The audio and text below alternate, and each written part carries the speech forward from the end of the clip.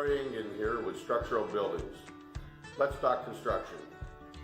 Last time we got together, we talked about the different types of buildings that we have available to us out there, which is pretty much unlimited. It's infinite. We talked about precast and post frame and tip-ups. We talked about steel buildings. We talked about masonry buildings. We talked about stick framing, SIP panels. Today I want to talk more specifically about post frame building. And even more specifically, the posts themselves. What I have here is a piece or a section of a somewhat typical column. These columns today are not your grandpa's columns. Your grandpa, when he built his barn out at the farm there, he took cut down some logs and took out his barrel of drain oil and he slopped them up, or maybe he knew somebody at the telephone company that had some telephone poles. He got a hold of them and he took his drain oil or maybe a bucket of tar and glopped them all up and threw them in the ground. Worked pretty good actually, better than you'd think, but they did have a tendency to rot off. Today's standards are so much different. If you look closely at this, you can see some lines here, some green and then some white. And what we have there is we have some laminated kiln-dried pine that has treated material in it too, that is designed specifically to go into the ground.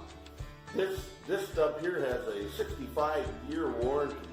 Now, you know, that's not forever, but that's a pretty long time. So anything that you see green and below this is what is designed to go into the ground. Everything else can be out of the ground and doesn't necessarily have to be treated. In some cases, they do need to be treated, and we can get them that way then. So there's a lot of different ways to use these columns. These columns typically, or most commonly, they're at least thought about, are the kinds that we auger a hole or dig a hole in the ground, we pour some concrete in the ground, and shove the column down the ground. The column sits on top of the concrete. It is below the frost, which is the goal here, because that way we don't have the shifting and the moving that frost can create with the building. Now, when we set that on there, we put all the material back around it, we tamp that in real good and tight, and now we have a pretty stiff pole there that's sticking out of the ground, and we put a line of them together, tie them with some framing and girts, trusses. We got a rock solid building. It's a great way to build. Some cases there may be soil issues, or there may be just situations where we're tying onto a building that doesn't have frost footings. In those cases, we can use different applications with the same columns. We take these columns and we set them on top of some floating slab maybe. We put them in, maybe when we pour the concrete, we put steel brackets in there.